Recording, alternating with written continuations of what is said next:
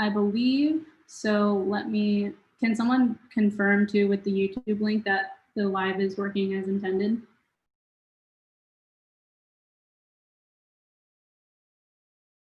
Hello? I'm checking. Oh, okay, thanks.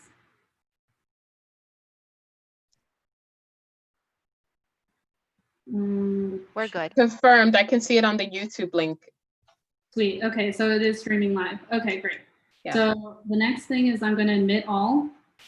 And then for co-hosts, please admit people as they come in. So we're going to start seeing folks now.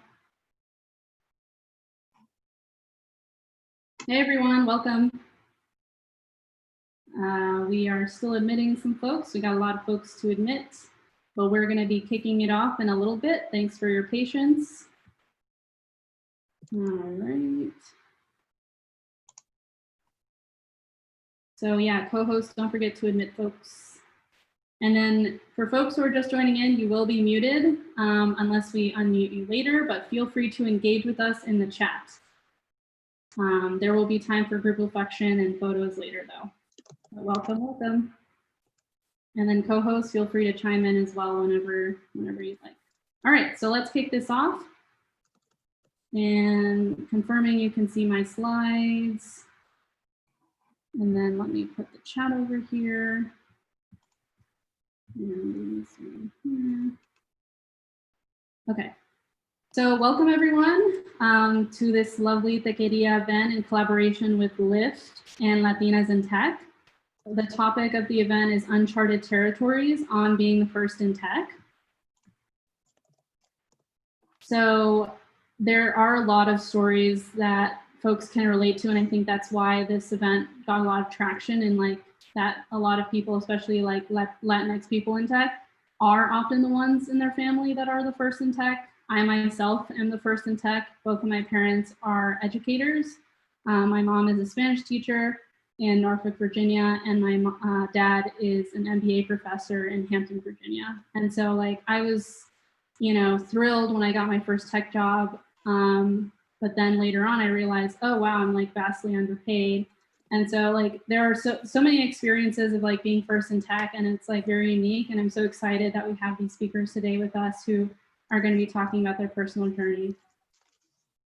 All right, so in terms of the event agenda, it's pretty packed, but that's what's exciting about it. We're going to first kick it off with welcome and intros from all three organizations, Latinas in Tech, Lyft, and Techqueria. Then we're going to go right into the breakout room, so you'll have the opportunity to mingle with other folks. And we'll have lightning talks from 5 different speakers. So for the event, we do have a hashtag. It's hashtag Primeros Pasos, which translates to from Spanish to first steps. So if you want, feel free to take a selfie of yourself at the Zoom event, tag any of our accounts, they're listed there, and Techqueria will retweet. We also put in the chat the slide link and our YouTube live streaming link. So feel free to reference that. But yeah, feel free to take a selfie and we'll happily retweet. And you can find the hashtag on all of the slides that we reference throughout the presentation. Recording notice. So we are going to be recording this event. Let me actually, resume recording. Okay, so now we're actually recording the event. So by continuing to be in this event, you and other participants are consenting to be recorded.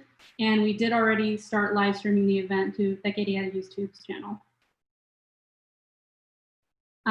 Before we kick things off further from the intro for Techqueria, we did want to kind of make sure there's this moment of silence for the Black Lives Matter movement. It's still as relevant as ever. So let's just take a moment of silence for about 30 seconds to 1 minute to just reflect on that and see what behaviors we can change day to day to continue to support this relevant movement.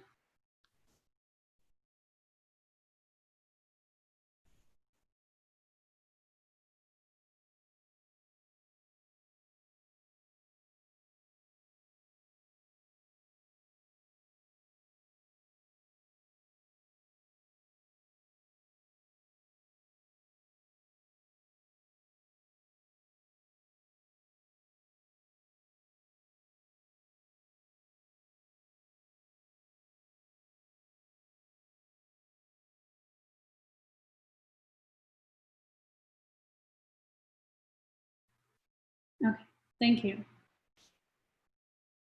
So a little bit about Techqueria. For those who don't know, I'm Frances. I'm one of the executive directors of Techqueria. I actually completely forgot to introduce myself earlier. I've been with Techqueria for about 2 years now in some leadership capacity, but I've been a member for almost 4 years. Techqueria is a 501c3 nonprofit. It serves the largest community of Latinx professionals in tech across the US. We have 7 active chapters across the major Latino hubs in the US, like New York City, Los Angeles, San Francisco, Austin, Miami, and the list goes on. And I forget all of them. But for context, we did start out in 2015. And now in 2020, we went from 3 people at our first meeting to over 10,000 members. We just crossed that threshold 2 weeks ago with, again, like I said, 7 active chapters. So we've definitely grown in a fast amount of time. Our mission really is to provide Latinx professionals in tech with the resources and support they need to become leaders. And our vision is to become the most powerful and robust network of Latinx professionals across the world that are in tech. Like I said, we have different chapters across the US. We've held over 100 events since starting out. And what's really cool is that we have a really thriving online community through our Slack. So 25% of our members within Slack are actually weekly active users. And then we have almost 1,000 that are daily active users. In terms of what we launched in 2020, so we actually launched a brand new events platform through Bevy, where all the chapters and events were consolidated in one place back in January. In April, when the pandemic was really starting to ramp up within the US, we launched the COVID-19 Fund, and we were able to raise over 50 grand in about 2 weeks to help support over 120 undocumented individuals and/or families. And then just this past month, we actually launched our first podcast with Points Presence Media. And so, yeah, we like to do a lot of stuff. Those are some of the things that we did within the last couple months. And then in terms of the future, we're hoping to launch a job board later this year, start a mentorship program, and also launch the CASA conference, which was going to be our first gathering in person, which of course had to be postponed. But hopefully one day it will happen again after this terrible plight ends. If you want to get involved more, obviously, like, we have more events than this one, and you're welcome to check them out at events.techqueria.org or just become a member.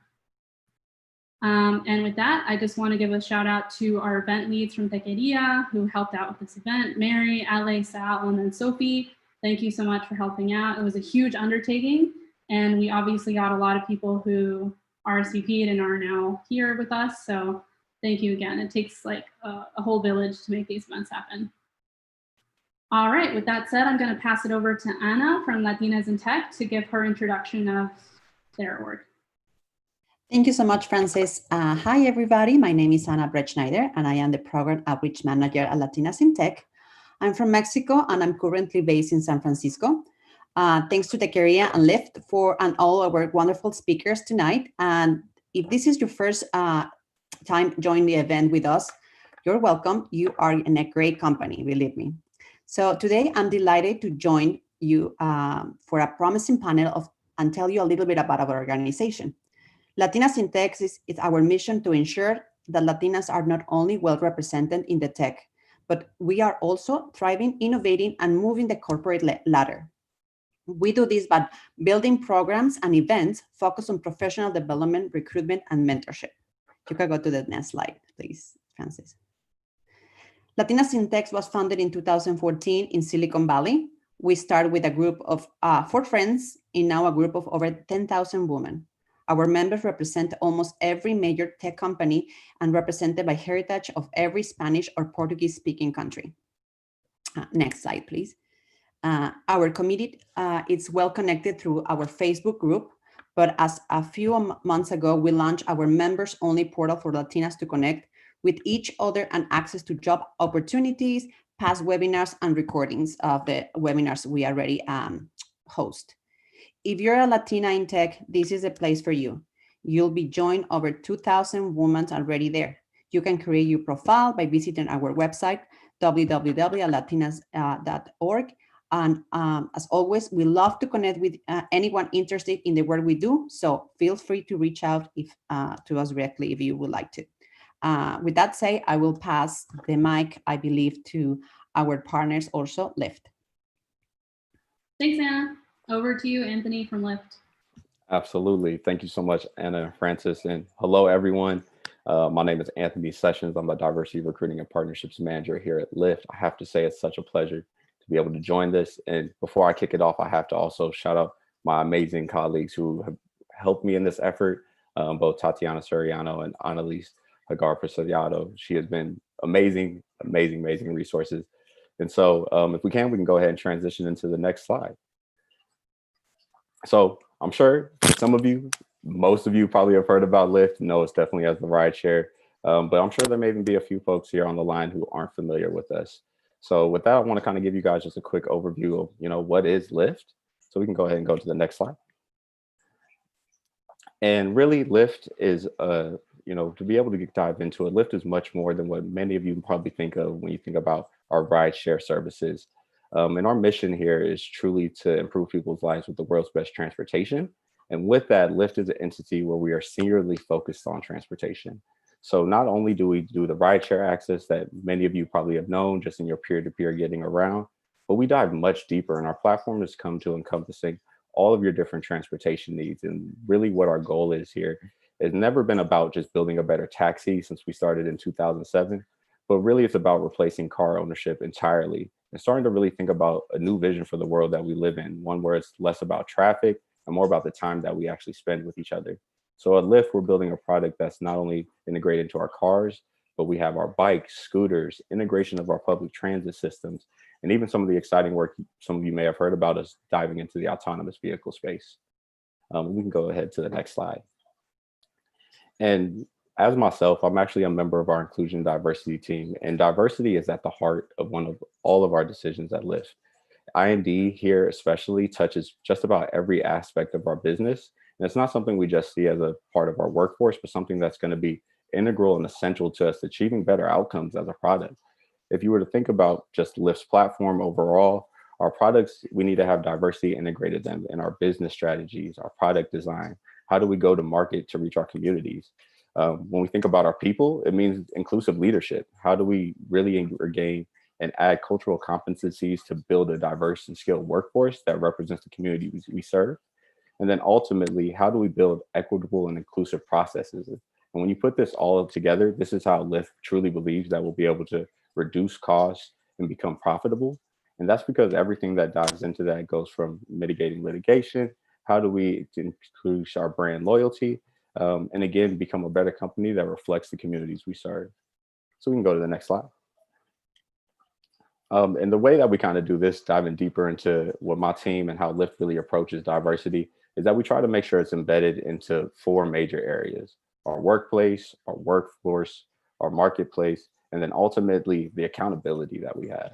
I think more so than ever, we all know what it means to be a person of color and how difficult it can be to navigate the challenges in light of the recent changes. And so what we really try to make sure is that we are able to provide a system and support for all of our employees. And I want to take a look even deeper into this and maybe some ways that Lyft has showed up when we think about our Latinx community. So we can go to the next slide.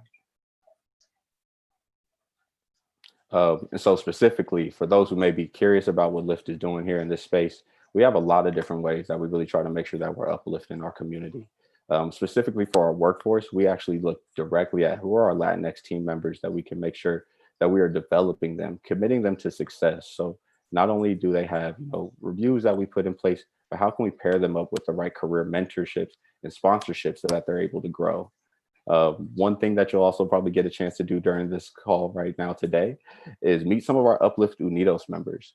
Uplift Unidos is our ERG for our Latinx community here, and they're truly passionate about driving success in the advancement of our Latinx community as a whole, not only at Lyft, but within the greater tech community. And as you think about, again, some of the times that we've been impacted in right now by COVID-19, it's no kind of hidden fact that Black and Brown communities have been impacted the worst. So things that we've been intentional about, especially at this time, is working with our communities. So Lyft has partnered with organizations like the League of United American Citizens and the Hispanic Chamber of Commerce to really make sure that we're providing resources on the ground to the communities that need it most: ride credits, food access, job access, the things that we know at the end of the day will really impact our community. And so when you think about all of our technical teams and our people teams that come together, this is what we look to build when we create a better platform here at Lyft. We can actually go ahead and go to the next slide, because I kind of see some things popping up in the chat right now. And so, yes, Lyft is actually still hiring across all of our different engineering fields. We are still growing rapidly and have a great vision ahead of us for success. So if you're an engineer and interested, we're actually hiring across all of the markets you see here, including our brand new office, which you guys are all going to get to hear about from Carlos Whitt later today down in Mexico City.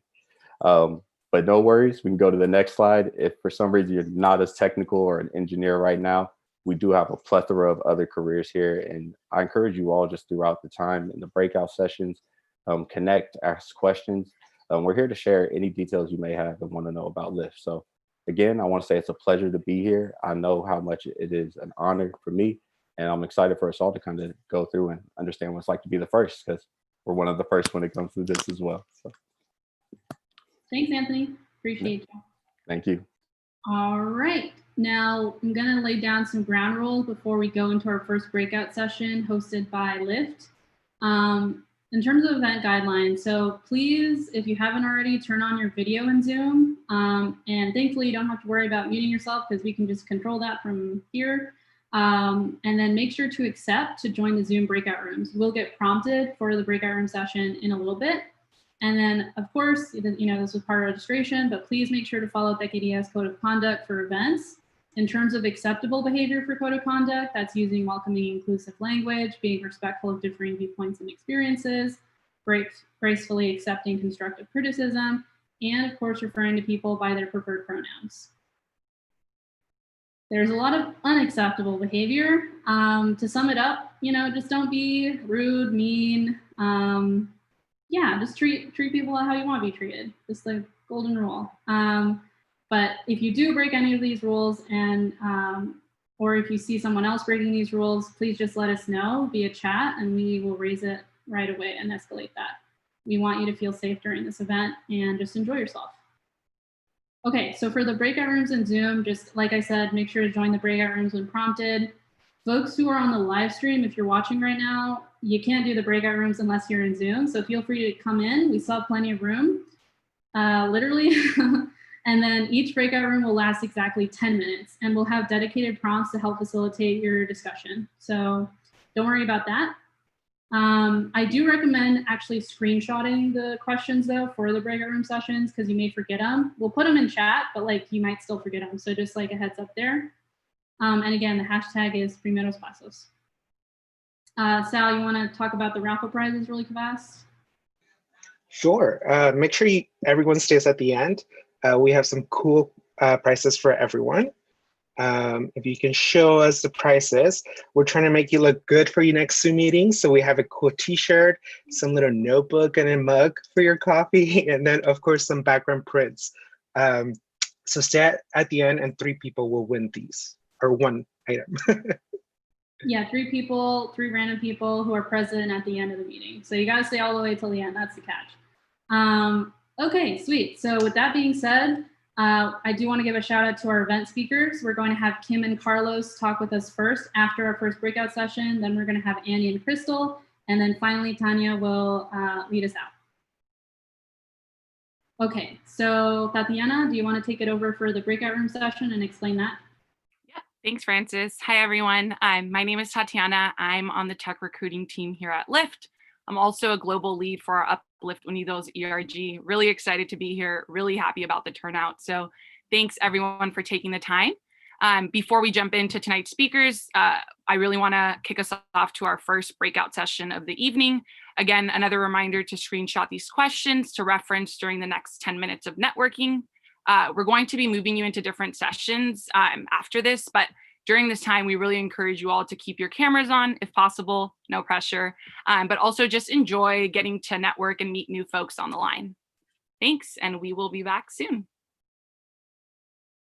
Yep, don't forget to screenshot the questions. Otherwise, you may be the only group who doesn't know the questions. That'll be awkward. All right, we're gonna open all the rooms. It's gonna be random and go forth.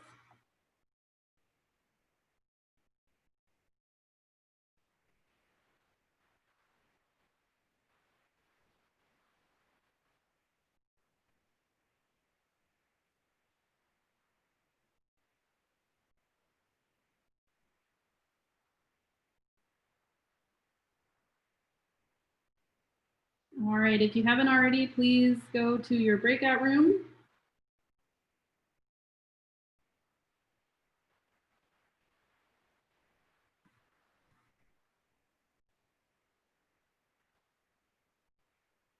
All right, if you haven't already joined, please go join your breakout room session. And I'm going to stop the live stream because I realize it's still on. Okay.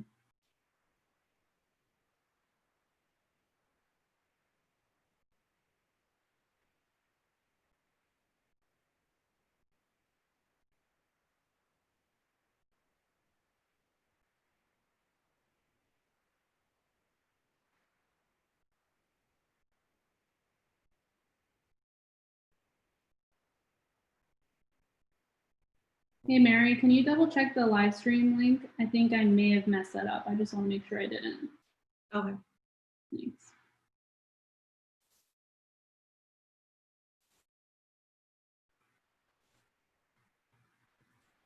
Hey, folks, if you're just joining in, please join your breakout room that you're assigned.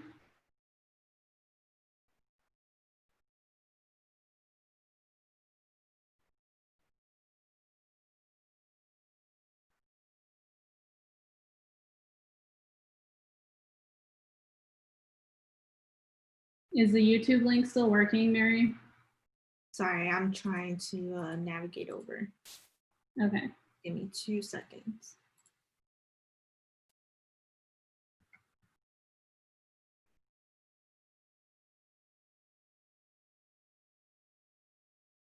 It looks like it's still live. Oh. All right, well, everyone heard that conversation. Let's see here. I mean, I tried to stop the live stream.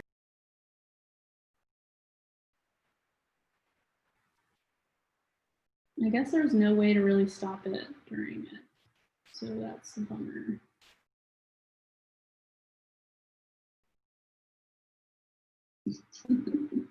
All right, well, everyone heard that conversation. No.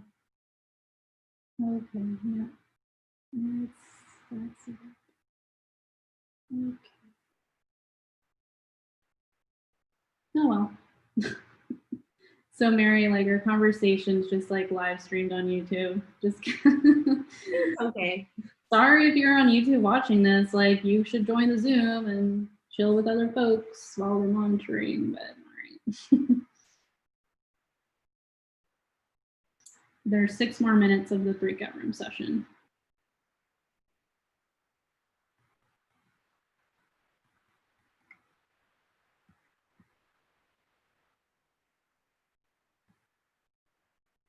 Wow, there's so many breakout rooms. Oh my gosh. It's crazy. 6 more minutes.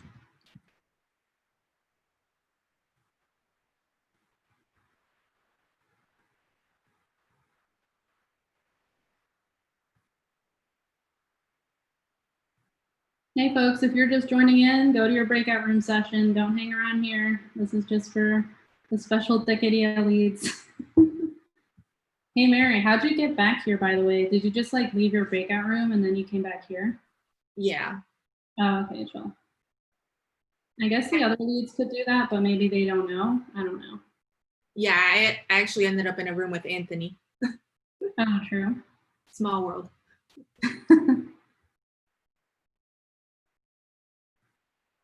I wonder if there's an easy, oh, there totally is an easy way to navigate the Google Slides. Oh, that's awesome. Okay. Hooray. Right.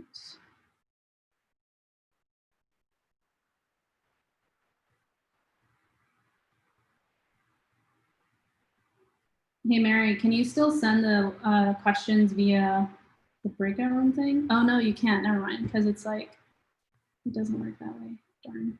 Never mind. Okay. I think I have to be the one to like send them, which is a bummer.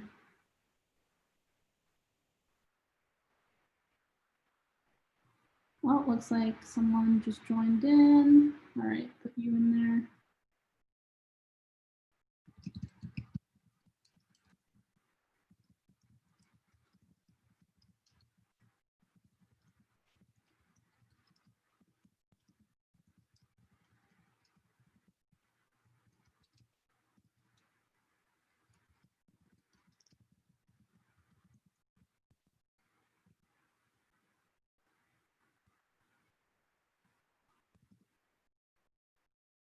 All right.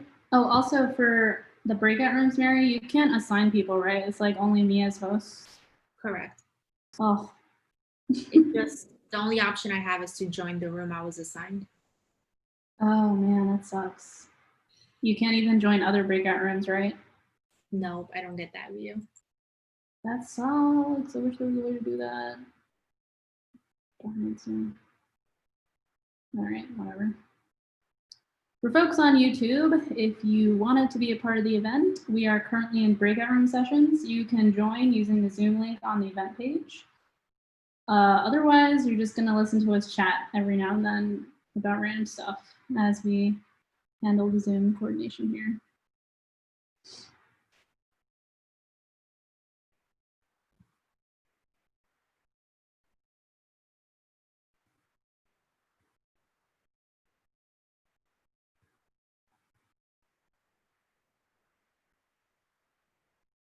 All right, it looks like it's going to end in about 3 minutes.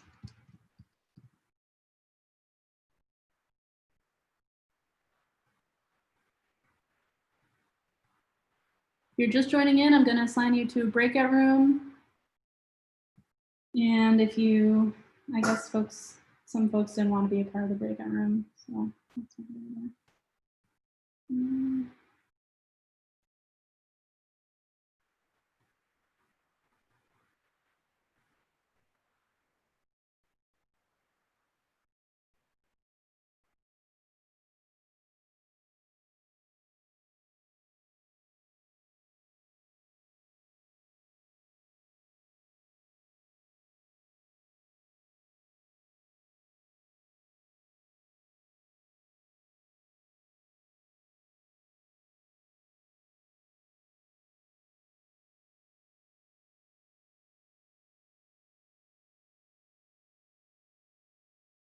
Well, if you're still watching on YouTube, this is the part where we're in a breakout room session, so you're not going to get much here unless you join the actual event via Zoom.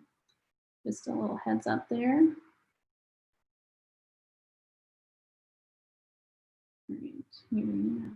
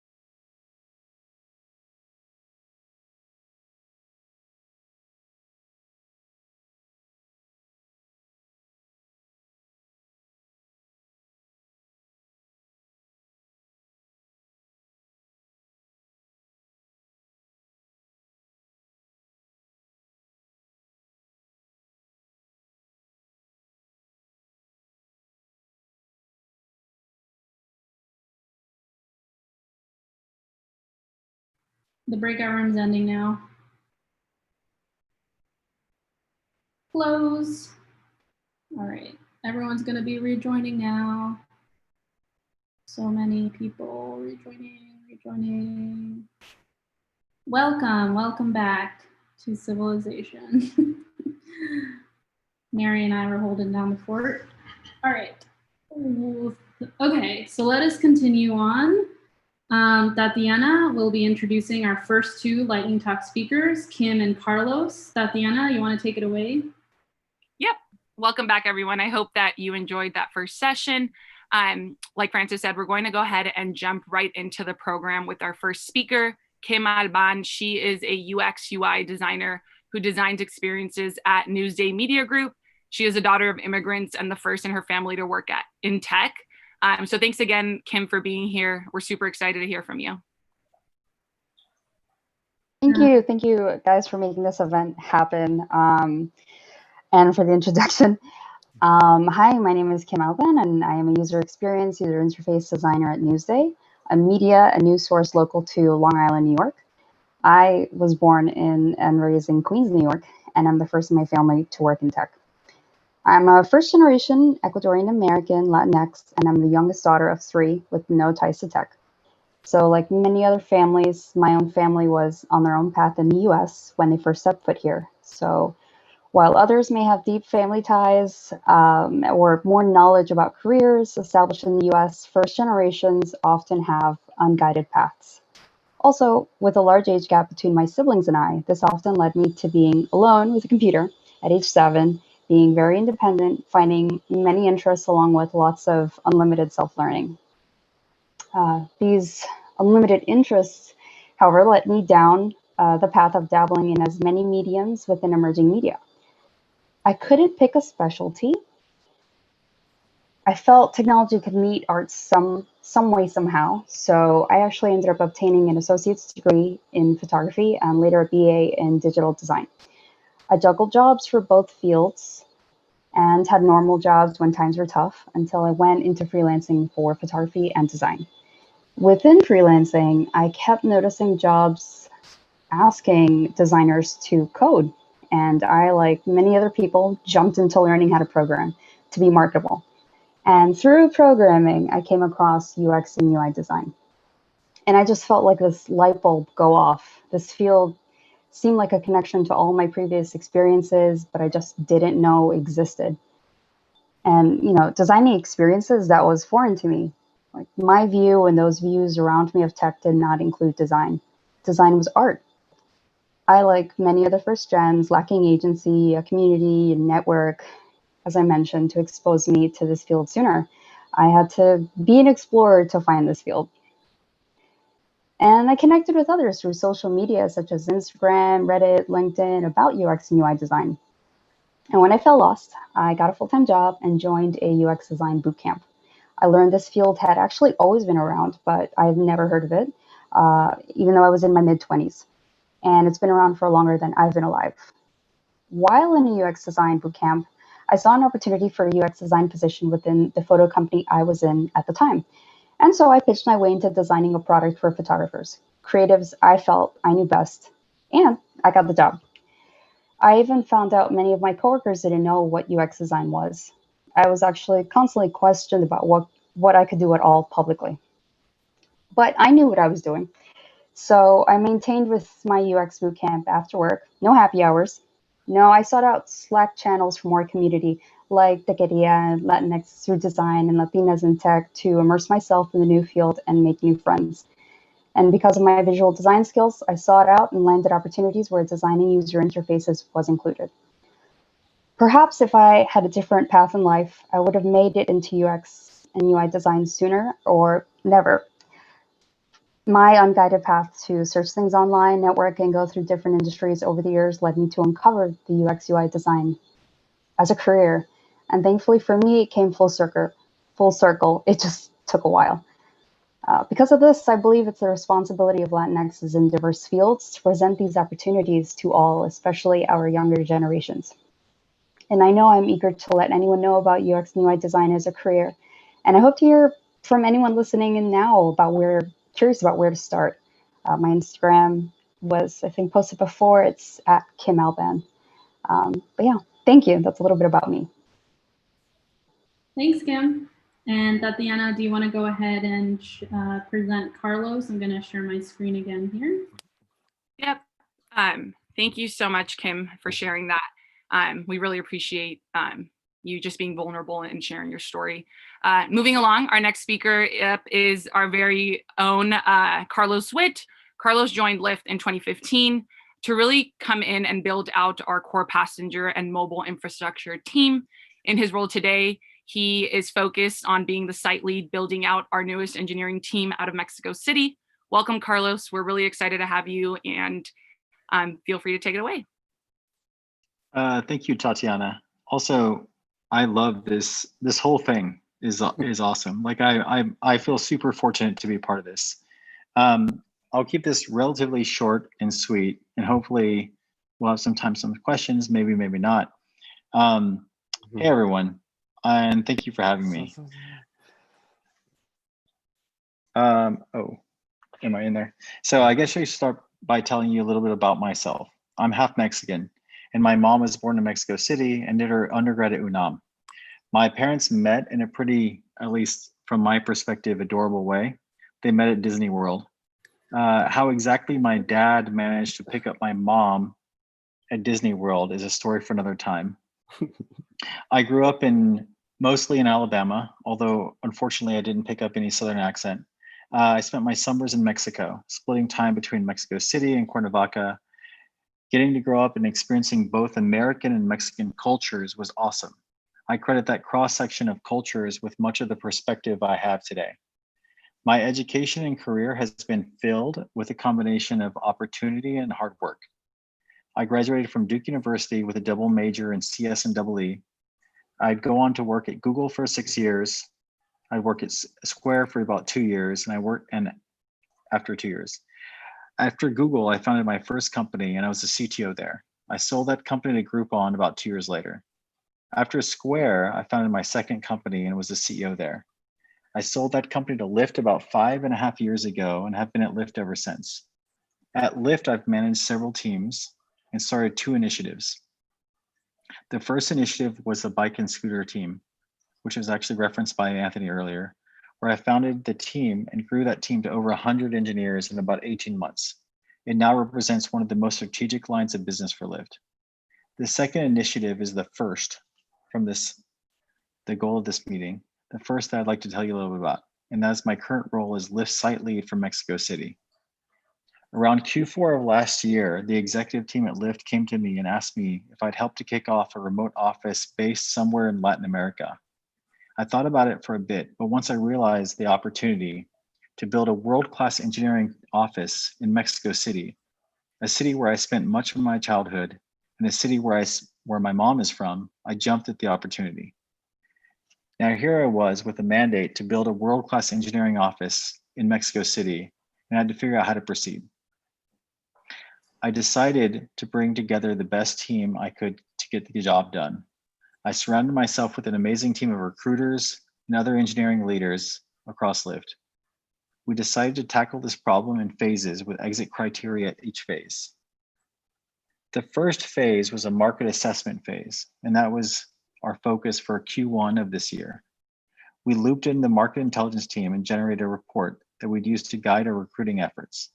Part of this phase was the boots on the ground.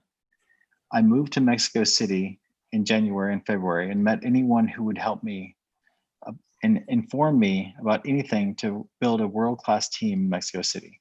The second phase was a market validation phase, and that our focus was in late Q1 and Q2 of this year. In this phase, we started to heavily source and recruit and put lots of our prospective hires through our interview process. We did several batch interview weeks and landed on a first possible 6-person team, just 6 people. We took everything we learned in the first set of hires to our executive team. After seeing the quality of the engineers, our executive team greenlit this initial hire of 6 people and said yes to opening up the CDMX office and growing our team from 6 people to over 40 people in 2020.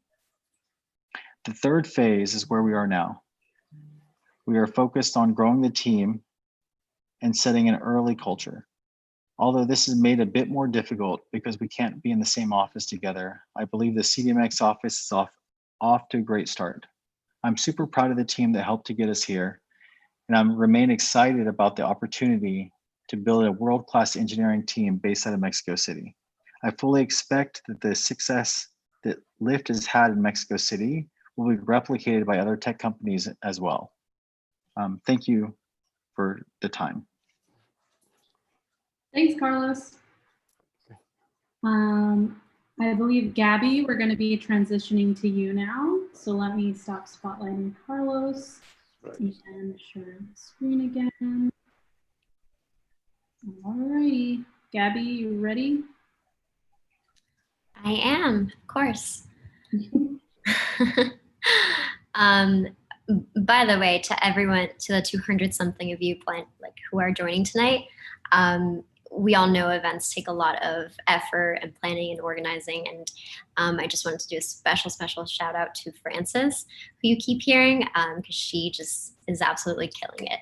So if you want to send hearts in the chat or however to honor her bringing us all together, please do. And yes, so next we have our second breakout session, and it's going to be 5 to 6 people again for another 10 minutes. If you can share your name, your pronouns, your role and company, and then there are 3 questions we have for you. Definitely screenshot this, and then you can also even share your screen for your group. I know I did that with mine when I had my session with Mike, Steph, and Meshley, and it was really helpful. And one more thing I can suggest to break that awkward silence where one person speaks and then no one else does after, feel free to tag the next person. So, finish up your answer and then tag whoever you see up on the screen. Frances, are we ready to go into the sessions? Yes, I'm going to start them now. Let me recreate them. Alrighty, they're gonna be open now. See y'all later.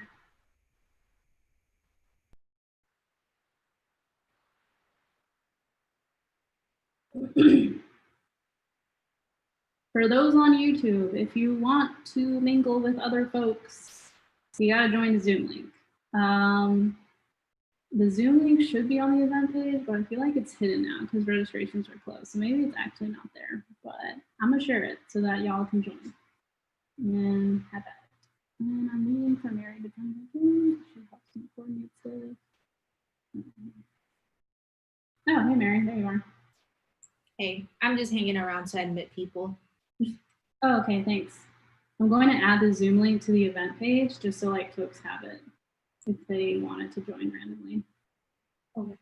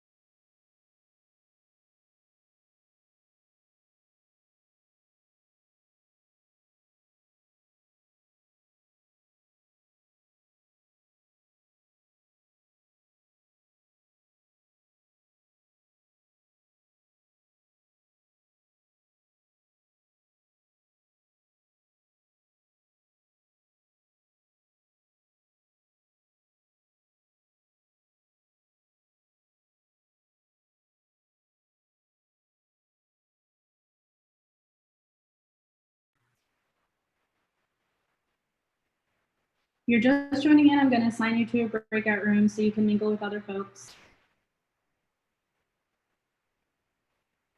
If you are seeing this, you should be not seeing this. You should be in a breakout room instead. Yeah, I shared it. I shared the Zoom link on the event page.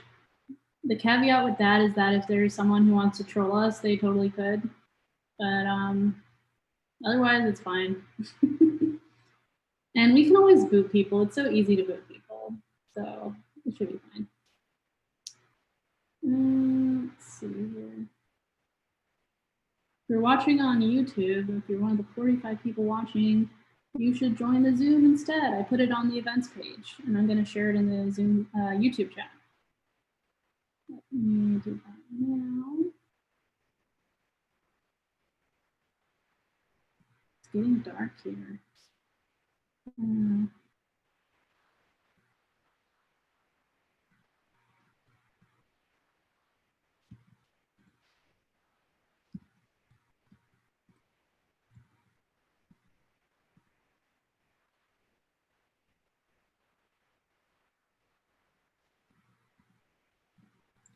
Hey, for people who just joined, everyone's in a breakout room right now. So if you hover over your Zoom settings, you should have the option to join the breakout room. And then I'll be on the chat if anybody needs help.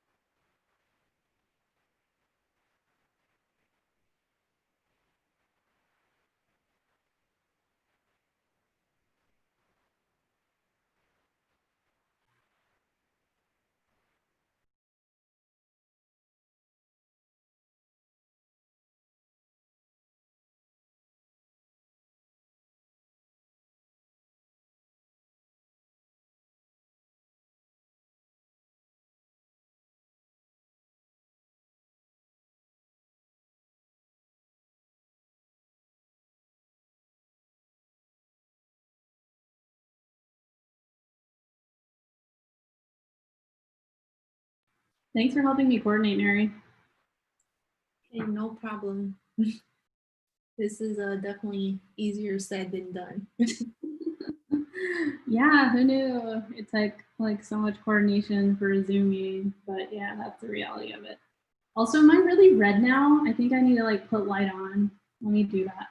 Yeah. What's why? I think it's my webcam. Okay. Yeah.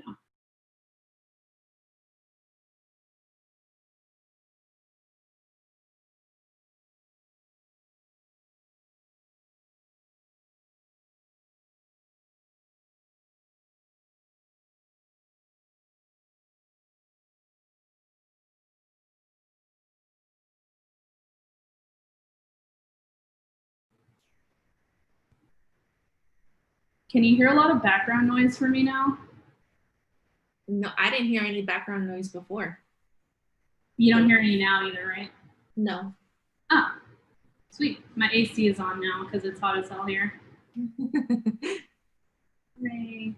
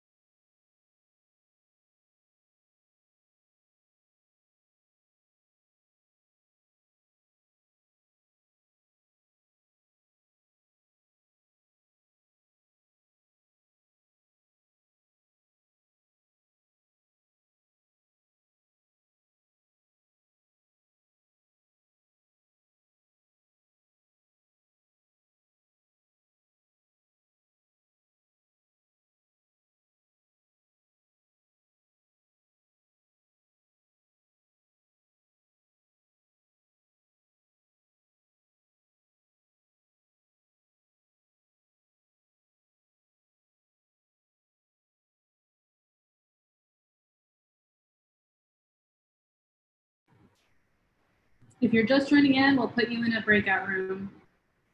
Hey, Mary, for the slides, I'm still sharing them, right? Let me look. Yes, they're still shared. And you don't see anything if I do this, do you? Like you don't see an overlay or anything? Because I'm using an overlay right now. No. Okay, cool. I just want to double check because I'm going to be reading off Tanya's intro. So. Okay.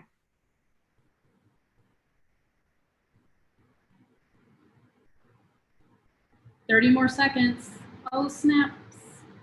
We're about to get a lot of people back in. For Tanya, do you have to make her a co-host before it's her turn? When she returns, yeah, I do. Okay.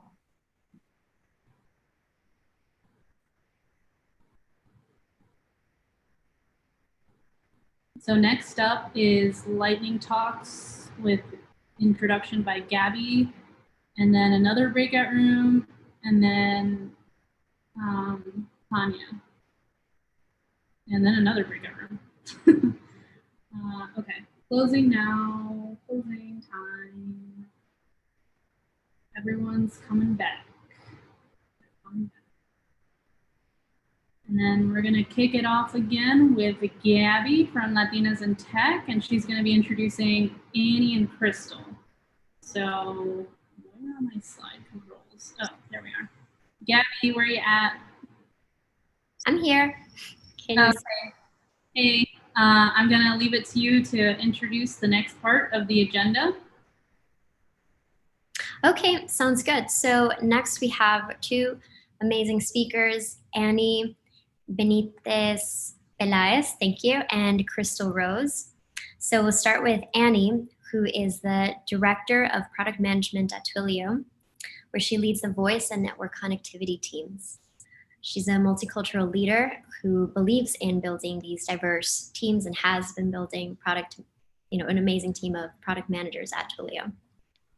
She's the perfect balance of technology and business, since she has a master's in science and EE from Stanford University and an executive MBA from the London Business School.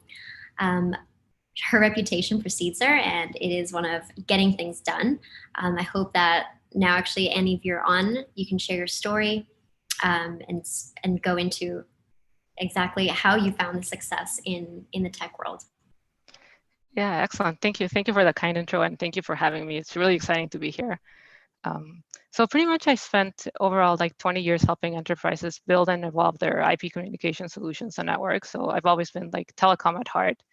I've worked primarily as a product manager most of my life. And currently I work at Twilio, which is essentially a communications platform as a service company, which is a lot of fun. And I started when the company was 3,000 and has seen it grow to up to 3,000 employees. So it's been a really fun ride.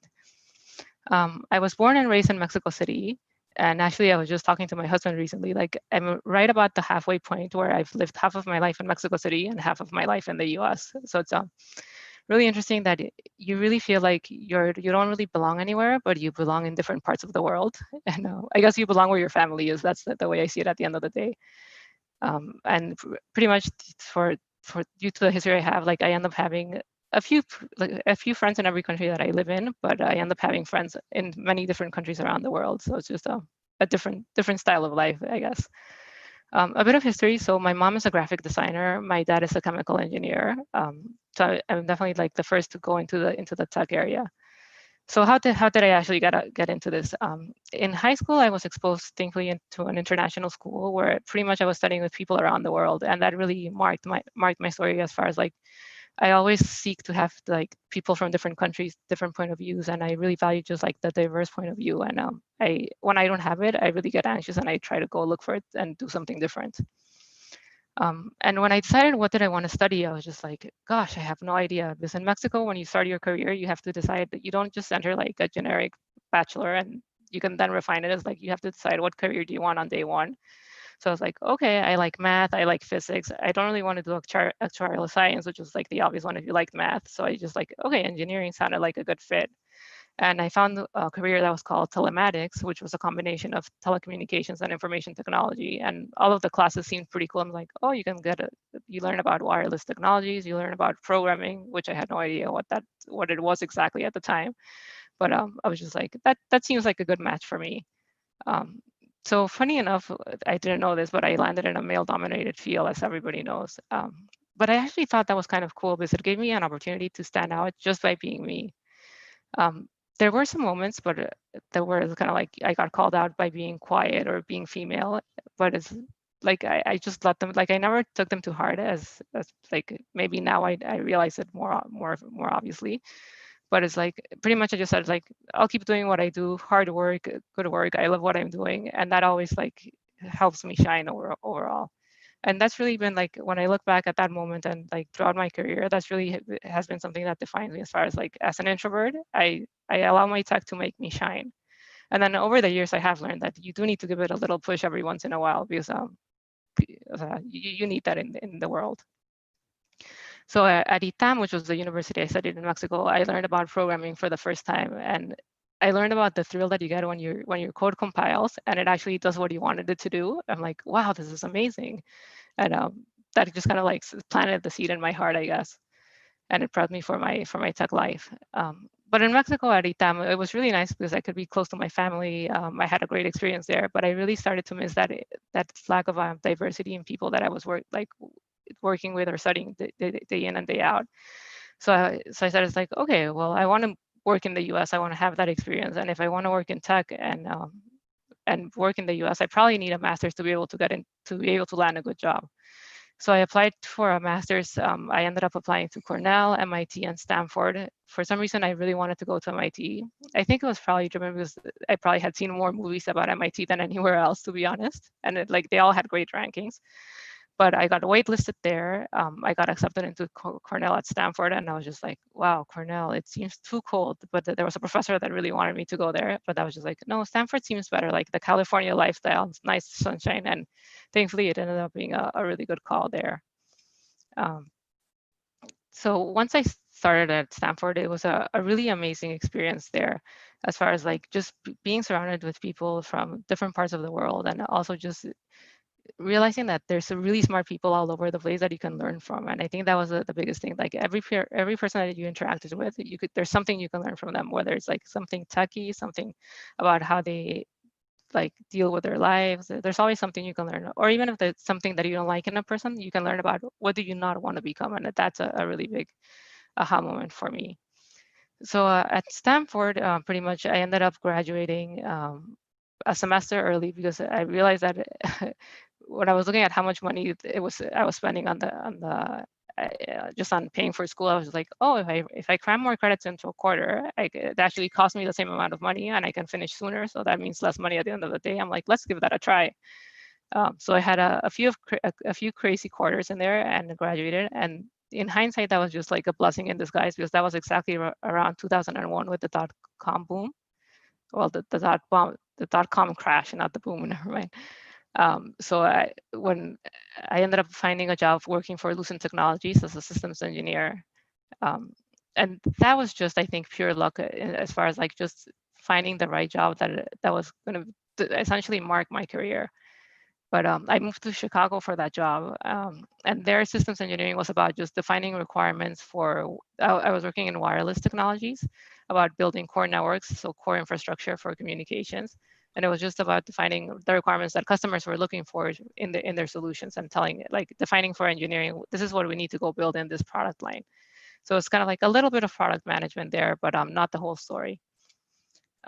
So long story short, after Lucent Technologies, I moved to Boston for a company that Lucent acquired. I worked there and I got the experience of kind of like that smaller sized company. And I was just like, wow, you can get a lot more things done. So I'm like, I want to try this at a real company, not just at a company that gets acquired into a large company. So I found a role at a company called Acme Packet there, and I got hired there as a product manager. So at the time we were around 100 people. So it's like a little bit after the startup when they enter like that mid-sized company phase. And that for me was like tech at its best. It's like you are able to influence what the company is doing in a big way, and you're able to influence what customers are doing with with the technology that you're building, and just knowing that you're able to help them define their networks, which at the end of the day is like how we communicate between us every day. I thought that was like really amazing for me. And I learned a lot of like really important career things in that company. Essentially, I ended up, just because it was a small company, you had more access to like the executive team. So I ended up building a really good relationship with the CTO, primarily because again, like my hard work kind of like, you did good work, engineering, like working with you as a product manager, you got to know the CTO, who was also the co-founder, and he became my champion. And I learned in hindsight that when you can identify somebody that helps you in your career as being a champion is the best thing you can ever have, because when you don't have it, you really miss it, and your career, at least for me in my experience, your career doesn't grow as fast as it could grow. So he's definitely like one of the people that I really owe a lot of my career to. And an interesting story, because in one of the breakout rooms we were talking about this, I learned the hard way as far as like how to realize that you're underpaid and how to realize how to ask for money. So I had this story where it's like, I was like, well, I feel like I should be at the next level. Maybe I was a PM and I was asking for a senior PM or something along those lines. So I like built up all of this courage, and I went to my CTO and it's like, hey, I believe I deserve a promotion and I want to be senior product manager. And he's like, yeah, no, you're doing great work. We'll make it happen. So he makes it happen. I get my senior product manager role. And then I'm like, what about my salary? My salary didn't change. So it's like, that doesn't seem to add up. So then I had to like build up the courage again to say, it's like, well, actually, yeah, I got the promotion, but I also want the money to reflect the promotion, right? So, but it was just a learning experience that you just have to ask for the things that you believe you deserve. And I've also learned the hard way, just kind of like summarizing some of my career looking forward. It's you like probably, at least myself, and I'm sure there's other people out there, like I wait sometimes too much to ask for things until I'm sure that I can do the job. And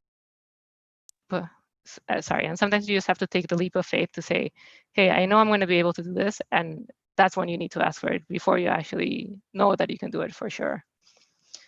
So long story short, Acme Packet goes through an IPO, which was an amazing experience. And then it ended up getting acquired by Oracle, which is one of the tech giants here in SF. And that's pretty much what brought me back to San Francisco, because I said, if there's anything I ever want to do that has an impact working at Oracle, I probably need to be at headquarters.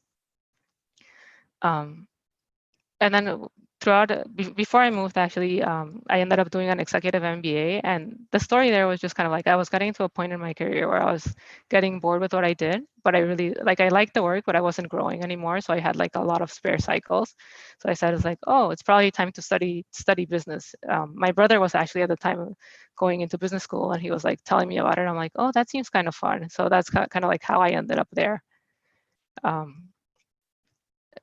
So then I moved to San Francisco, and that's where it's like I ended up then moving to Twilio, which is the company where I am currently at. And just since I know I'm coming up close on time, the interesting story there is like I moved from like being VP of engineering to a senior product manager at the time. So it was like a very big downgrade in title. But for me, it was like about the role, and it was about like having that Silicon Valley experience and just like doing what you love doing. And having lived through that, it was absolutely like the right call, because like even if like the title doesn't make sense, but as long as you have the right role, you can then work up the title to make it whatever you want it to become. So I hope that's helpful. Thank you for having me, and I think I'm close to time, so I'll probably close it out there. Thanks so much, Annie. Hi. So that's amazing, and clearly like everything that you're sharing is resonating with all of our participants and attendees. So thanks for sharing that. And now we have Crystal Rose. She's the media partnerships operations lead at Instagram. She self-identifies as Black and Afro-Latinx. She's from the Bronx. Shares some love for New York, and she studied at Brooklyn College. Her career spans recruitment, finance, and media relationships. She's been a technical specialist and a media analyst. I love that she put this in her introduction. She makes time to give by participating in mentoring programs such as Here to Help. Without further ado, I'll pass the mic to Crystal.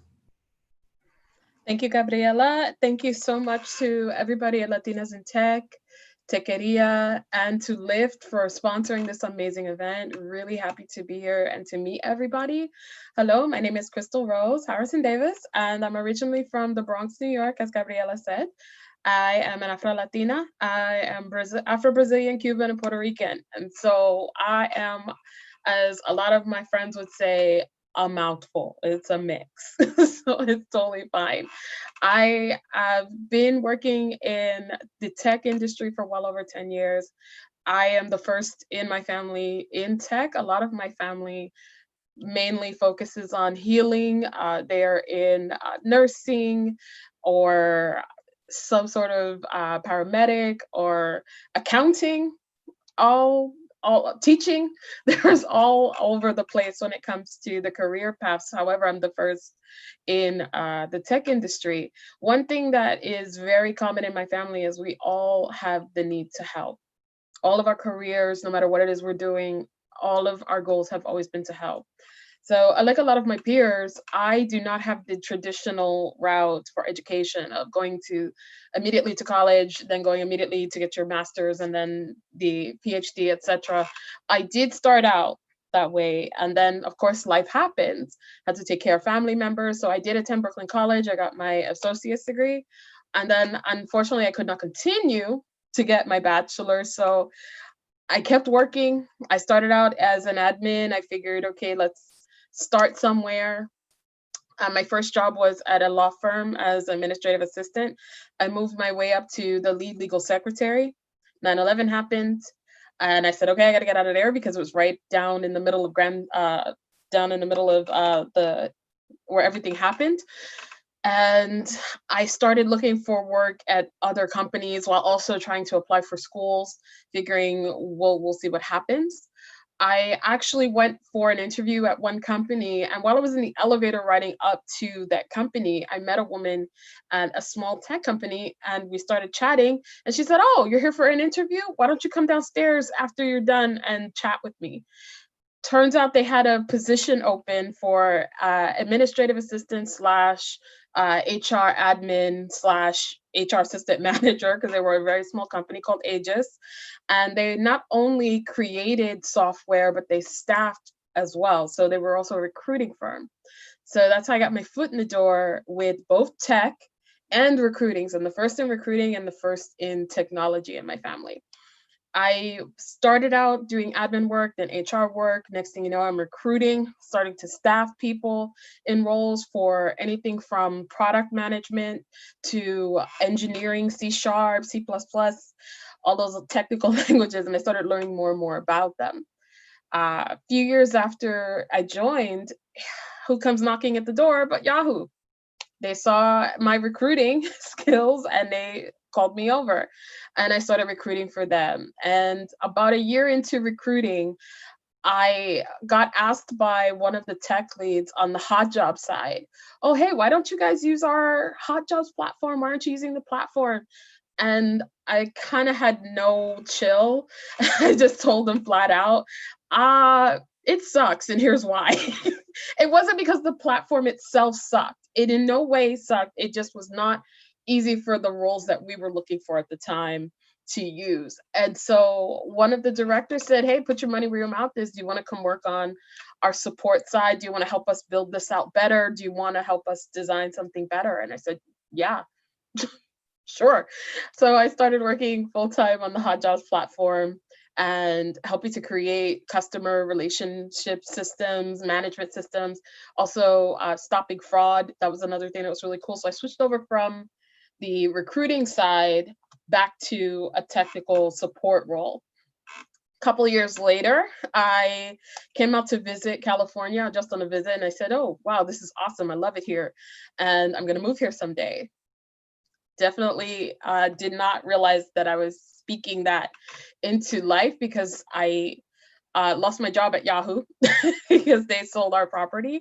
But another door opened almost immediately afterward. I started working at Bloomberg, which brought me over into finance, also doing technical, but also media. And this was a whole new opportunity. Now, mind you, I don't have, again, at this point, a bachelor's, but I'm getting into these roles because of my experience and my willingness to learn. I'm a fast learner, and I take direction really well. However, I'm also good at providing feedback whenever possible to new ideas, new thoughts on things looking different than probably the typical, I went this route sort of way. I spent 5 years at Bloomberg working across 3 different teams, from our technical support, helping to build their website support, and magazine support. So if you've ever looked at the Bloomberg Markets magazine or Business Week, that was probably my team that made sure that that got to the stands and made sure that the media was corresponding with the website simultaneously. Towards the end of that time, I moved to California. And so I've been in California for about 6 years. I'm now based in the Bay Area. And it just so happens that I saw a sign for a company while I was on the train commuting to the city, and it was called JobVite. And this company, it turns out, was head by my former general manager at Hot Jobs. And so I applied, and now I'm working with my former general manager, who's now the CEO of this tech recruiting company. So here I am back in recruiting and back in tech again. I stayed there for about 3 years, helping to build their relationships with a lot of different customers across globally. So that was extremely fulfilling and really amazing. The people that I met, the connections I made. And a few years later, Facebook came a calling because I had that experience they were looking for to help build out their recruiting support at Facebook.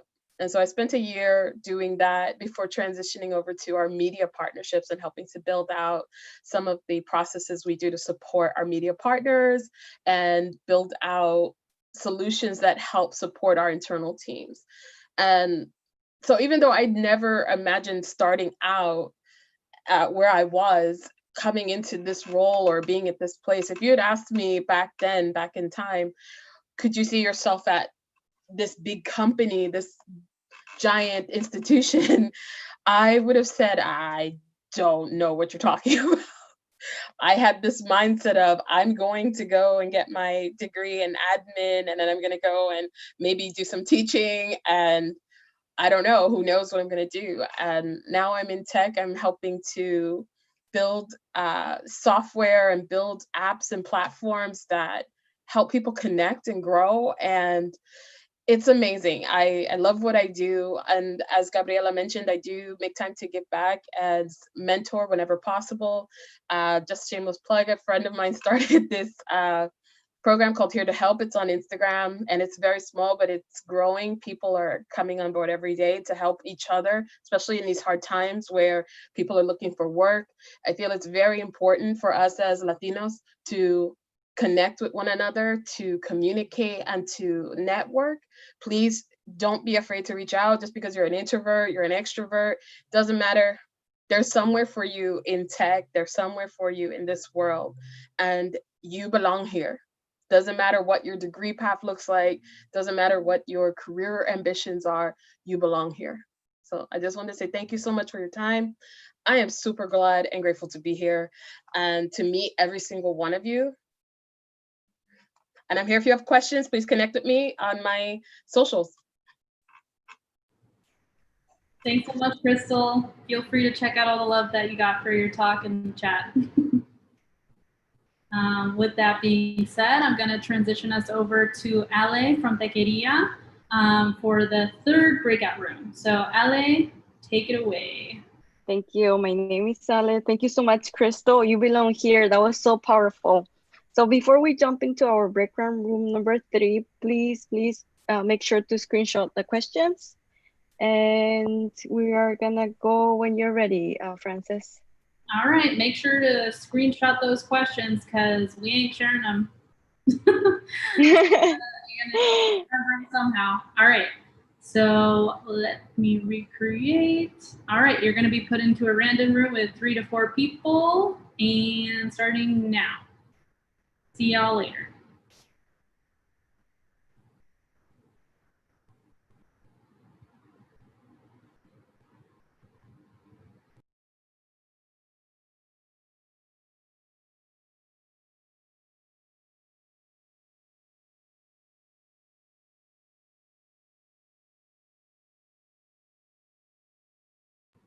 Heyo, Mary. Hey. I think my webcam is making me like look weird. So annoying. Oh well, that's what I get for getting a cheaper webcam. It's like you're on the beach, you're tanning, that's why you're orange. It's a vibe. No, I don't want to be called orange. I hear that. Anyway, I'm gonna grab a snack. Are you good to go here? Yeah, I'm good. Okay, I'm gonna just get a real quick snack and be right back. But I think for like if people join in right now, they're gonna have to wait because I can be the only one to like assign them to rooms as a host. But yeah, do you see the timer at least for the breakout rooms, or is that something that I can only see? Yeah. Zoom. Okay. All right. Well, anyway, I'll be back. Okay.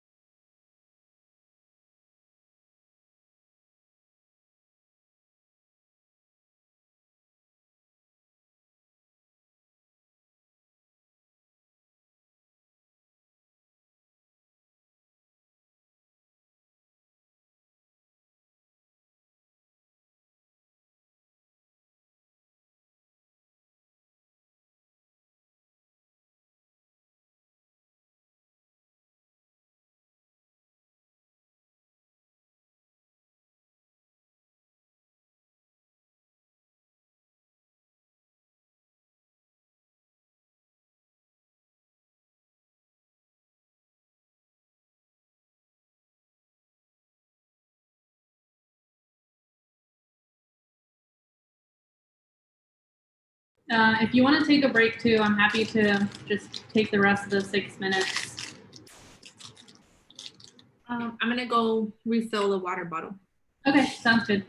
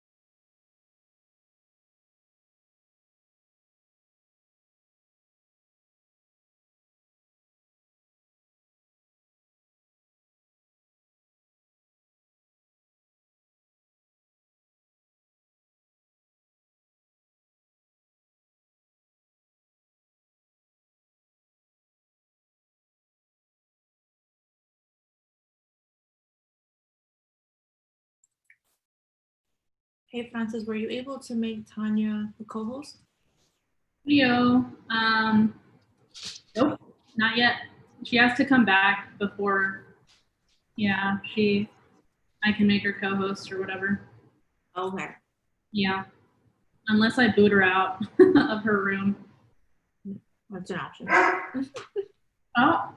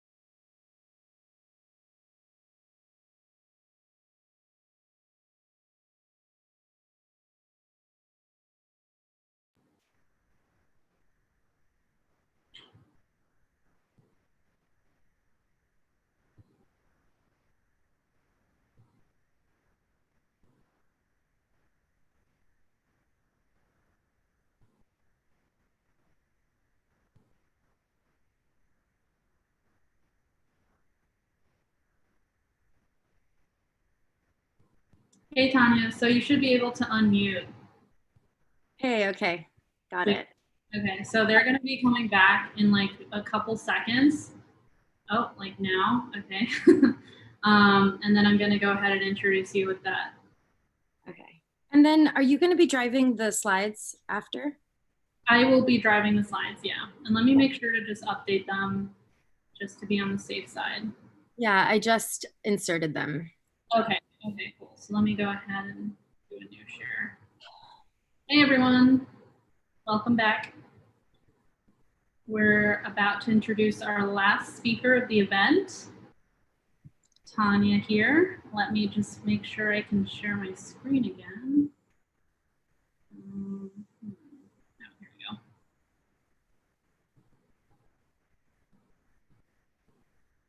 All right.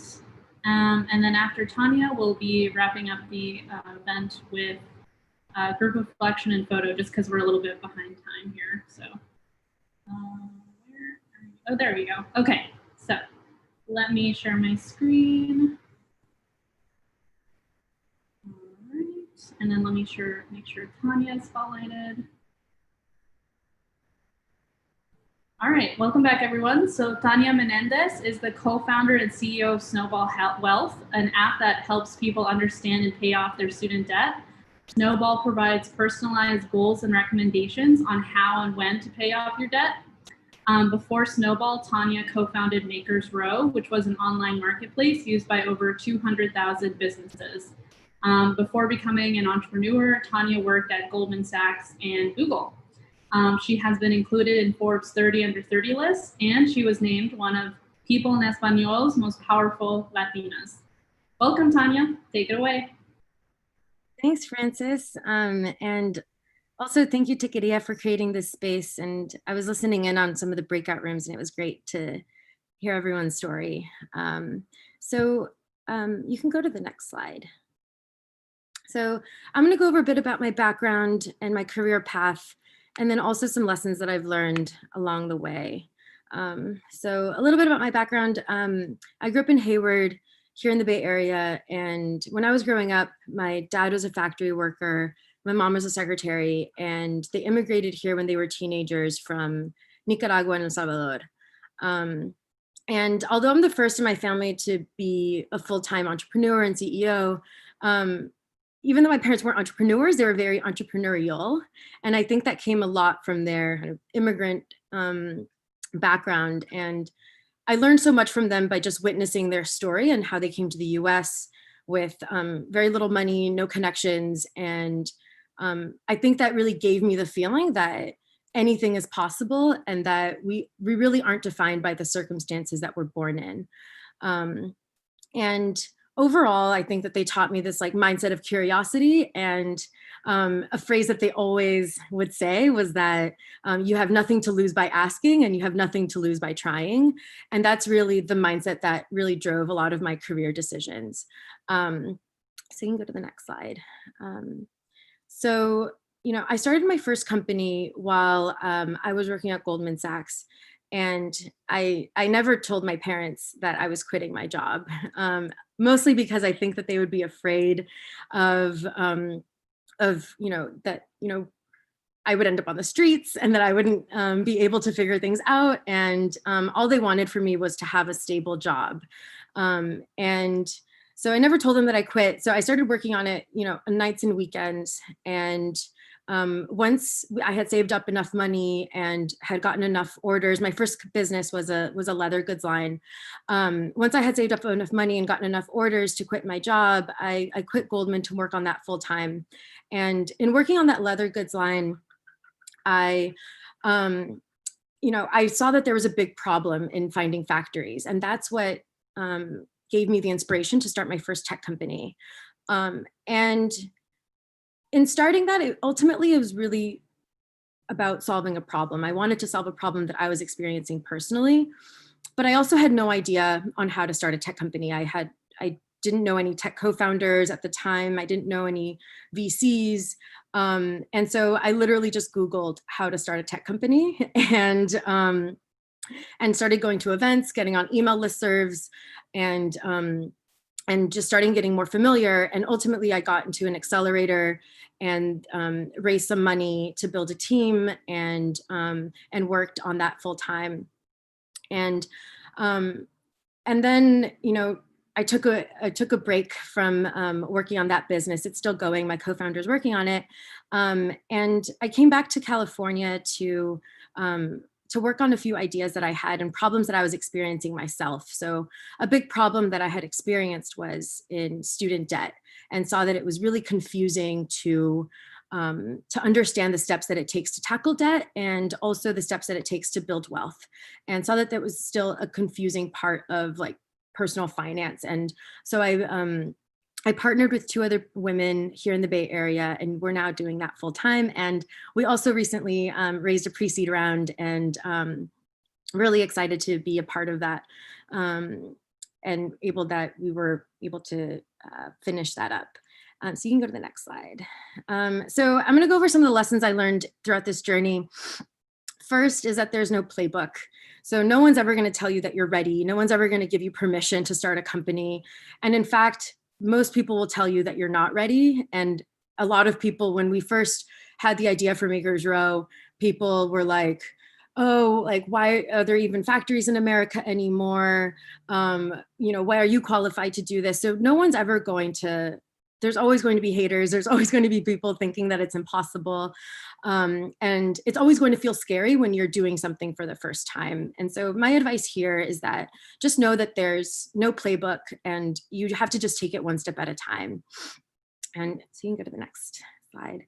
And my second lesson is to bet on yourself and dream big. So I think that it's important to create a vision for the future that you want without restrictions. So, you know, when I first started my career, I wrote down like a bucket list when I was in college of things that I wanted to do. And one of them was, I had written it down, was start a company and raise $1 million for it.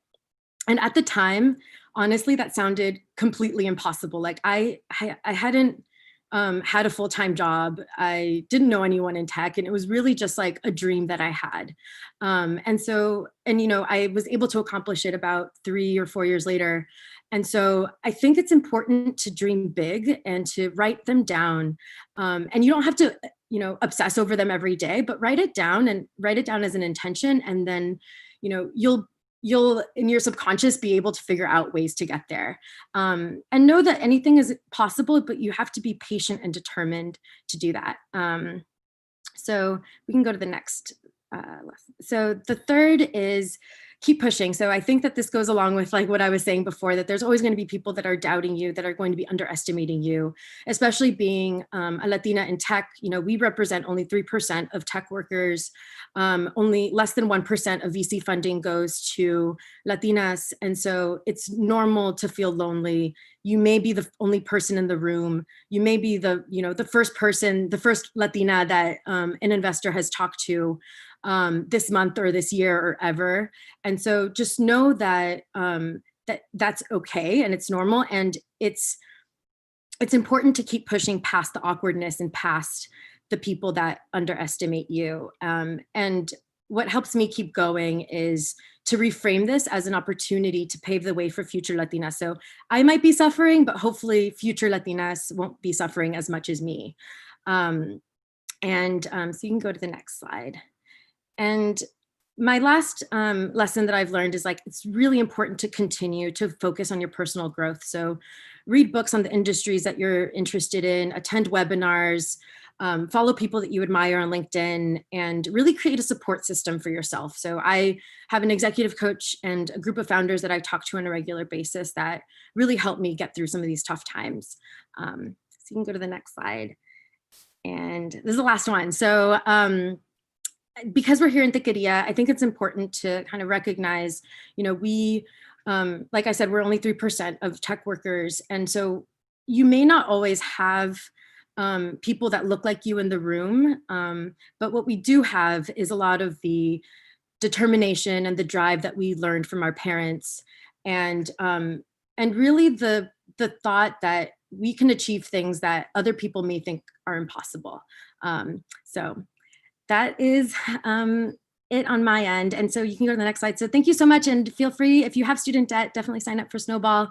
It's free for you to use, and follow us on Instagram and Twitter and all the places. So thank you so much. Woo, that was amazing. Thank you so much, Tanya. I really loved all your slides. It's so inspirational. Thank you.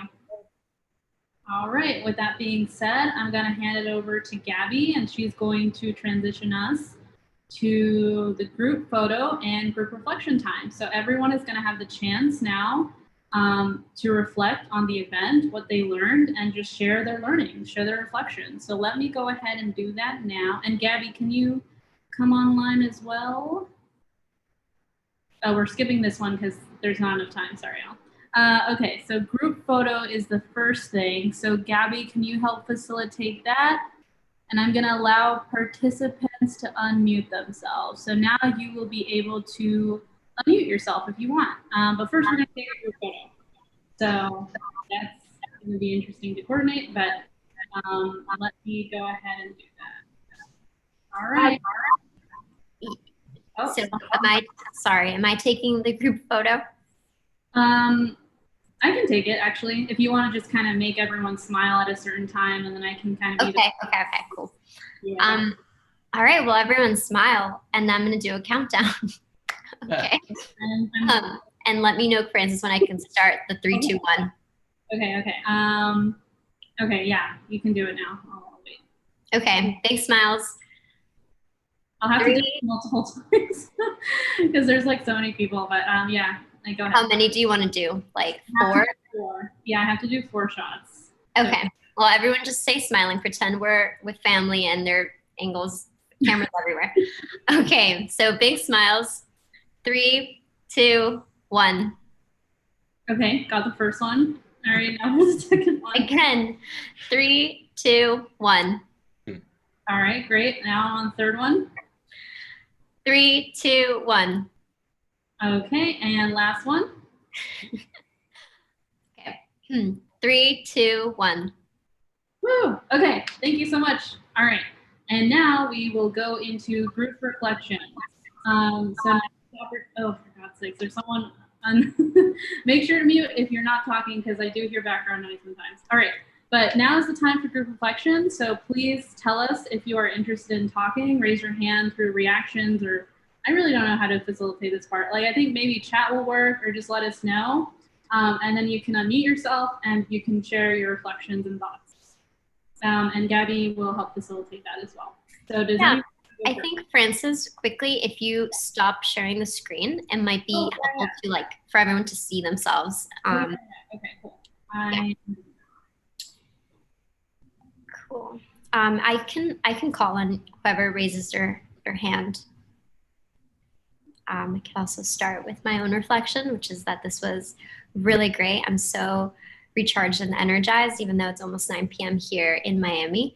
I met so many, like, just cool people that, like, and even the speakers with all of your inspiring stories. That was really, really remarkable. And I have notes just to put on like a vision board or something and manifest, as Tanya said, with dreams, and also examples of real life people who have accomplished them. Who is anyone? Chris, I see you're clapping. Also, you were so badass, amiga. Like, damn, I'm so glad we connected over Instagram, and then this, like, just brought your story to life. Love it, love it. Looks like there's some people who are interested in chatting. Okay, great. Can we go with Omar first? I see him. Yes, if you see someone. Okay, Omar Menendez, you are on stage. Hi, everyone. First, I want to thank everyone involved in organizing this event. This is my first event like this, and it's been absolutely amazing. The details were great. And yeah, so my reflection is that I heard so many inspiring stories, either from the speakers in the large group talks or in the private conversations with the smaller groups. Just everyone keep going, and we're making it because we're here. Thanks, Omar. Gabby, you want to call on the next person? I would, but I don't know how you're you're seeing people raise their hands. So, oh, okay, Amaro Rodriguez. I'm gonna unmute you now. I think it's you. Okay. Hi everyone. Oh my gosh, this is so exciting to see all of your beautiful faces and hear all the amazing stories in the breakouts. Team, you should be really proud. This is amazing. And the speakers are from such different backgrounds and pursuing such awesome North Stars. It is so energizing. So thank you so much for everybody that put this together. I think one of the beautiful reminders that I got out of this was, you know, we belong here, that our background is an asset. Our hustle is an asset. Our perspective and our differences is the asset. And it's so exciting to see that celebrated, to be talked about, and to really push forward. So, pa'lante. Hey, yes. I can call the next person. Ramona, do you want to go? Ramona Robles? Sure. So I just wanted to echo everything that Amaro just shared. You actually took the words right out of my mouth. It was incredible to meet everyone here and so energizing. I'm so glad I was able to make it. It's just, I think it's so important to hear these stories, to share these stories, and to continue to just support one another and remind one another of what we can accomplish if we, you know, if we don't allow any kind of barriers to hold us back, and to really see our perspective, our background as a huge asset, because it absolutely is. Yes. Thanks for sharing that. Steve Marquez, I'm going to unmute you now. Hello, everyone. I just gotta say thank you for having this workshop. It's my first time. I just became a member of Techqueria. It was really exciting hearing like people's experiences and like hearing their advice, and just learning so much. I believe that like we are meant to be here. Like this is like our time, and like I recently just graduated from a boot camp, so like it's my time. My job is out there, and I will go get it. So thank you so much, and yeah, I'm looking forward to connecting with all of you. Yeah, have a great day. Thanks. Thanks, Steve. Aiden, do you want to go next? Aiden Benjamin? Yeah. I'm going to echo what's been said already. You know, this is my first time at a Techqueria event. Honestly, I didn't even know that this existed. I kind of, you know, I just graduated, you know, I didn't have, you know, mentors or anything, you know, I just, you know, focused on my academics, and I didn't even know that there was, you know, like a networking place, you know, a place where like Latinx folks and tech could like come together. And yeah, like I feel like for the first time, I feel proud of having that asset in my identity. So, you know, thank you for putting this together. Yeah, always be proud. Always be proud of that. Let's see. Gabby, do you want to call on somebody? Of course, and congrats, by the way, Aiden. Jose, are you ready? Yeah. I think for me, it's interesting because I work basically helping people get into the tech industry. And I see a lot of people like, I see kind of like a pipeline, the issue with the pipeline.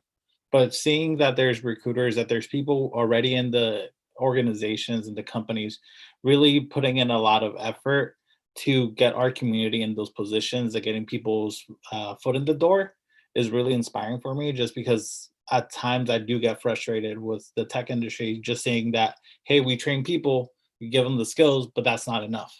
But seeing everybody really put in that effort re-energizes me.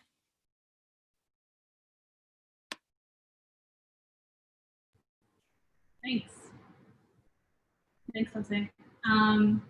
Arturo, do you want to go? Arturo Lee? Yeah.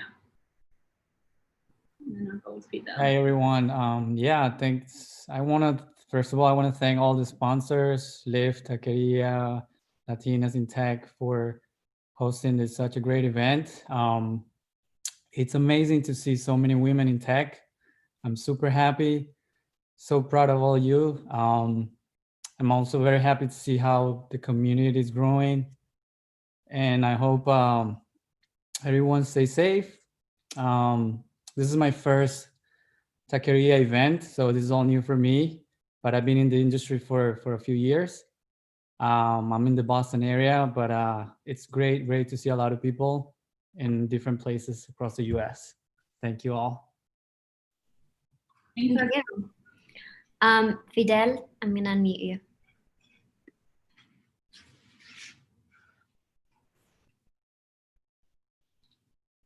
Oh wow, this is awful. I have pizza grease on my hands. I'm so sorry. That's why it didn't work. Okay, I think you're ready. Am I unmuted now? Yes, apologies for that. My bad. Thank you, Gabriela. So this is my first event and it's been so much fun. It is so amazing to know that there is such an ability to connect people from so many different backgrounds, right?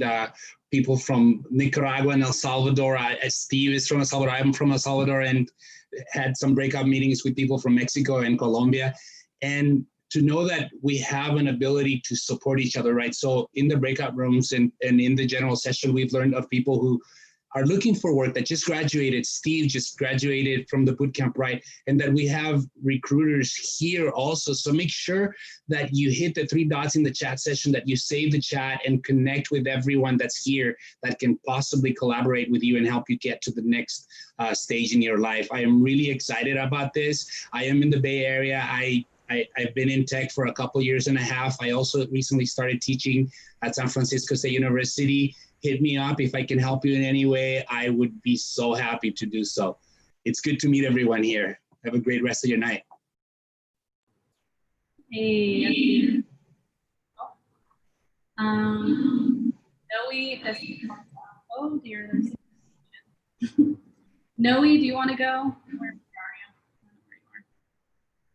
Sure, I'll unmute myself, I guess. One, just thank you so much for putting this together. Not been involved with Techqueria before, just kind of coming from the ship side of things. So if you guys are familiar with ship,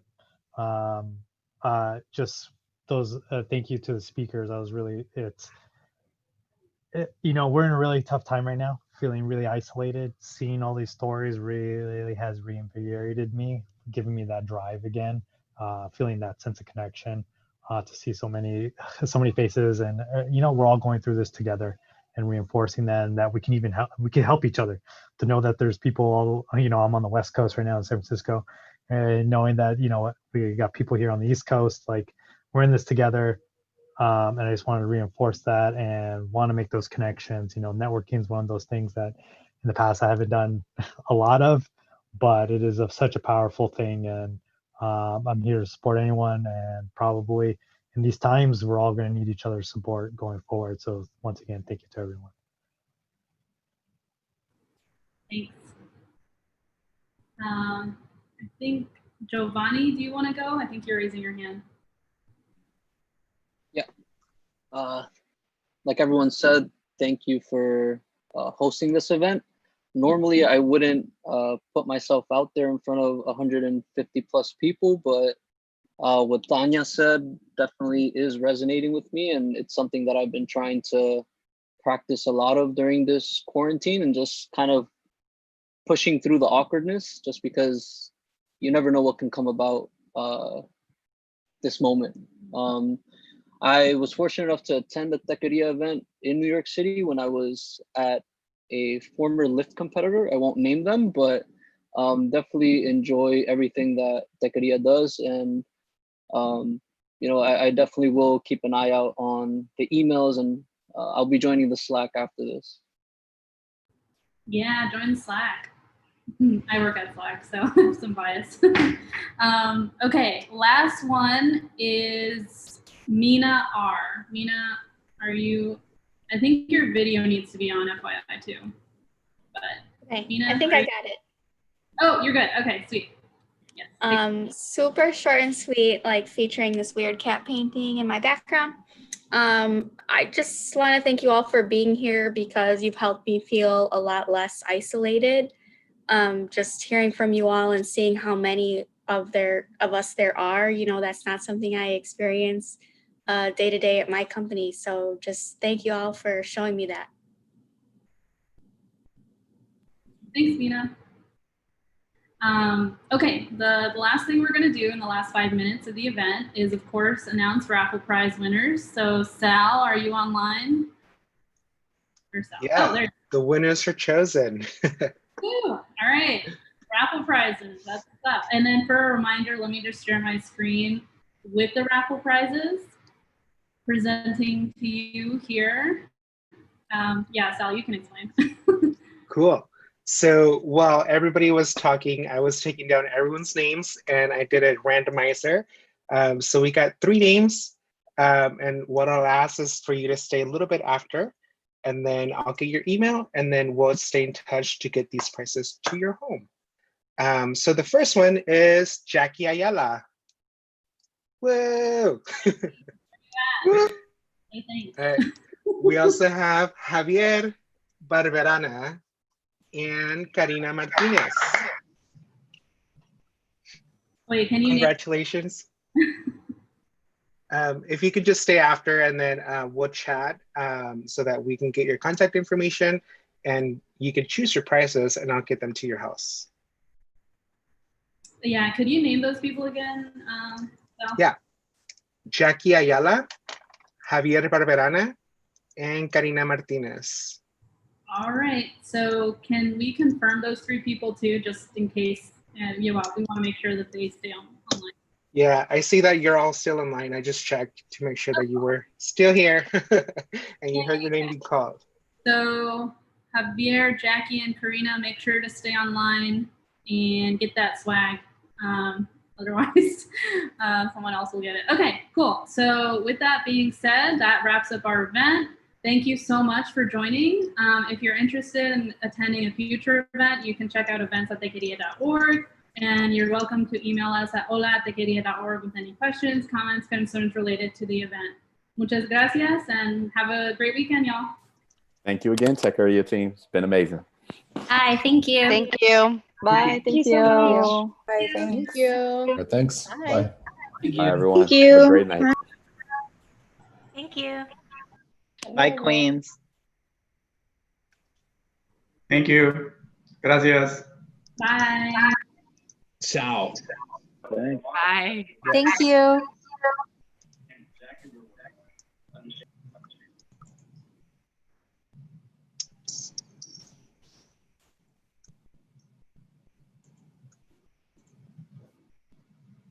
Bye-bye.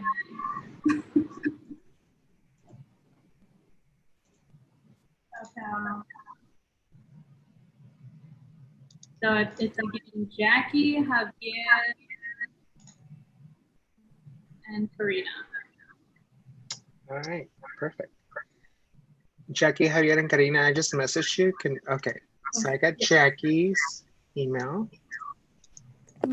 So Jackie, I'll send you an email after this, and then we can connect on the prices. Awesome. Sounds good. Thank you. Thanks for joining. All right, Javier. Make sure to give Send me your email. All right, Karina, I got your email. Thank you. I'll Thank connect with you. you after. Thank you for the event. I really appreciated it. Thanks, Karina. Did you send me an email? I don't see it.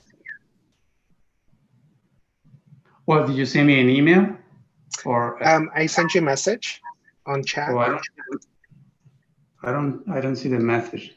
But could you just spell out your email and then I'll take note of it? It's J Barberina, and I'll spell out the part of it at digital, digitalfortell.com. So jbarberana@digitalfortell.com.